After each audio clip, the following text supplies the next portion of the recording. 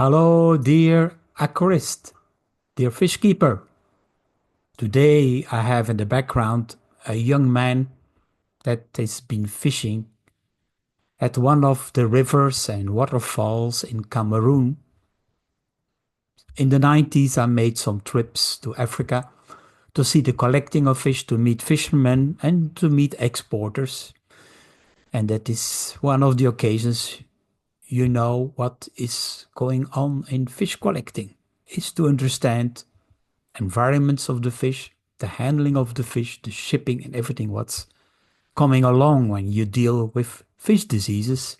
Well, it's part of the holistic approach I have to understand why fish can become sick and why we have a problem in dealing with fish health when we do not understand the background of the fish.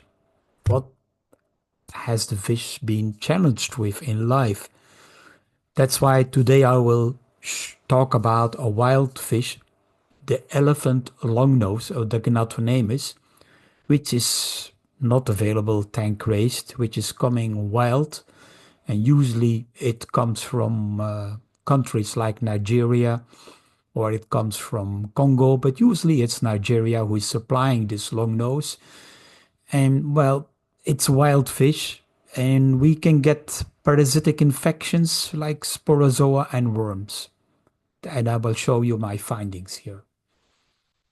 My books explain these diseases in wild fish and available in different languages, so you can learn more about it. So try to purchase them. The link is below. And here I show you elephant longnose we're going to examine, and we can see that fish is already very skinny. He was weak, hardly eating anymore. Well, you can see suffering some damage at the fins was appearing. You can see how slender the body is.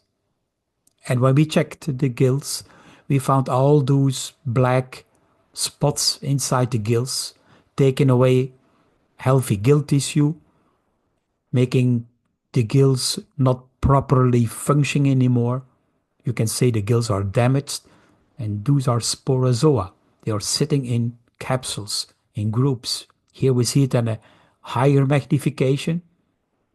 Here are thousands of spores here inside, but taking away part of the gill tissue. Here that other gill tissues that are damaged by those sporozoa. You can also see here the bleeding, reddish, hemorrhagic part. Well, that is most likely caused by the stress imposed by the parasites affecting the healthy gill organ and make it proneable or susceptible to a bacterial infection. Internally, we found here next to the intestine or the gut a nematode worm, but encapsulated. Of course, taking away healthy tissue, having an impact on the organ. Here is an in the liver, next to the liver part. We will show that this nematode roundworm is still alive, although it's encapsulated. And eventually it will die because this worm is, how can I say, waiting to be eaten by a predator, a bird or another fish, to become available in the next host where he might survive. But here away, again, he takes away healthy tissue and causing damage to the organs and weakening the fish. And that's why the fish gets in the liver here at the left and at the spleen in the right, those melanomacrophage centers, those areas where the organ is reacting against invading bacteria. And that is, of course, causing a bad functioning organ again. So that is most likely a secondary problem after the parasitic infection. So that gives us an approach how they're going to treat this fish. Well, first of all, the fish which are too weak, too badly infected, too much damaged, you should put them gently asleep or euthanize them. This is typical, well, on this longnose, elephant longnose for wild fish disease.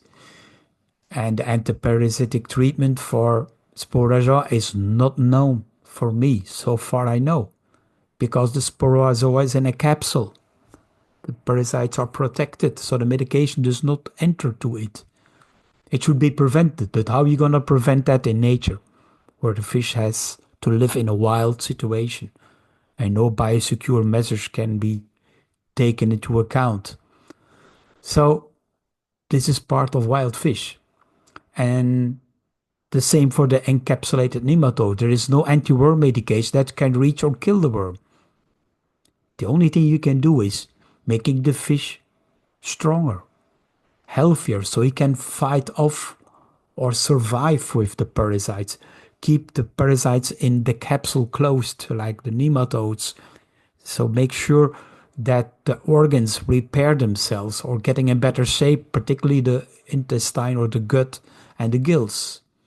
And here for this elephant longnose, I would recommend our Dr. Bassleer biofish food, caviar, because that is what wild fish like in the biofish food range. A very attractive food that smells good and tastes good and is a good replacement for wild fish. Wild fish food or live fish food. That would be the correct sentence to use. Live fish food can be replaced with our Dr. Bassleer biofish food caviar. Something nice to treat your wild fish with. My books on fish disease, again, I want to make some business, yes, to sell the books I have available in stock in Belgium. I can ship them directly to you. The link is below and you can order them in your language.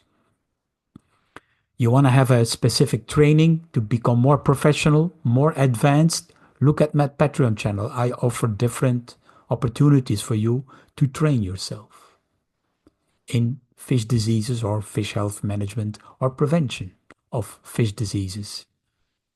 Well, I thank you for watching this video on a problem with a wild elephant longnose from Africa. Say goodbye to the background of Cameroon. Thank you for watching and subscribe.